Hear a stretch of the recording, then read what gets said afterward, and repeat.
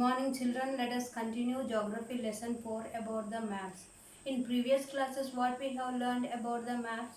We have learned there are three kinds of the maps are there. That is physical map, political map and thematic maps. Along with that components of the map are the distance and also the direction and symbols we have learned.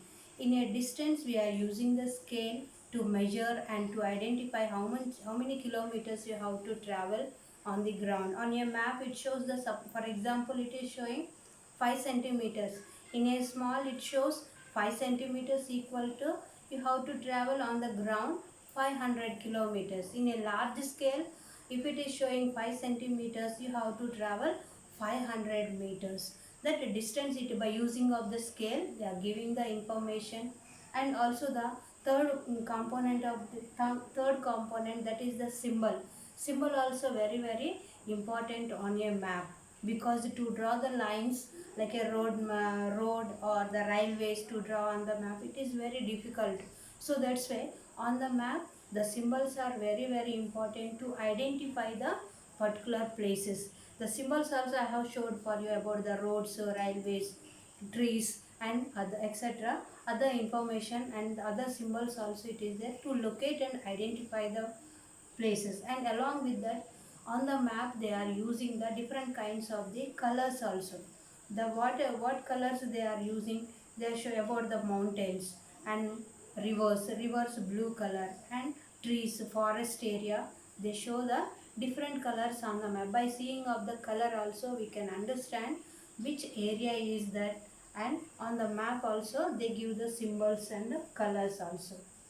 Next one, yesterday I have told about the sketch. Sketch is the diagram of a rough plan. Suppose if your friend want to come to your house, you are giving the plan and a rough diagram you are giving without using of a scale also. So that is the sketch of a map. This is a last paragraph, last information. The plan. The plan is a drawing of a small area on a large scale. It is a measuring of the areas. They are drawing small area on a large scale. Large scale means there is a large scale 5 centimeters equal to 500 meters they have to try. A large scale map gives lot of information, but there are certain things which we may sometimes want to know.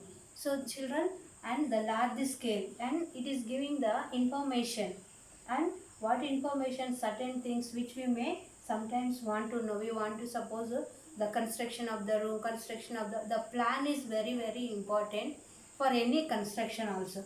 Here for example they have given the length and breadth of a room which cannot be shown in a map. So children, if you want to construct a house, that information they won't give on a map, but by using of the large scale they can measure the length and breadth of the room also.